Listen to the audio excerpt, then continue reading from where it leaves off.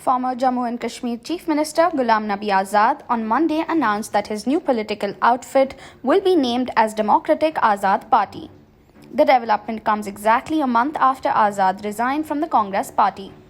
Announcing the name of the new party at a press conference, Azad said that the outfit will be secular, democratic, and independent from any influence.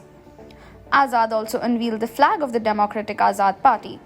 The flag has three colors: mustard, white, and blue. Azad said that the first unit of his political outfit would be formed in Jammu and Kashmir in view of the impending assembly polls, and said that Congress was made by us by our blood, not by computers, not by Twitter. People are trying to defame us, but their reach is limited to computers and tweets. That is why Congress is nowhere to be seen on the ground, the former Jammu and Kashmir Chief Minister said in his first public meeting at Sainik Colony in Jammu. Azad has been Chief Minister of Jammu and Kashmir from 2005 to 2008.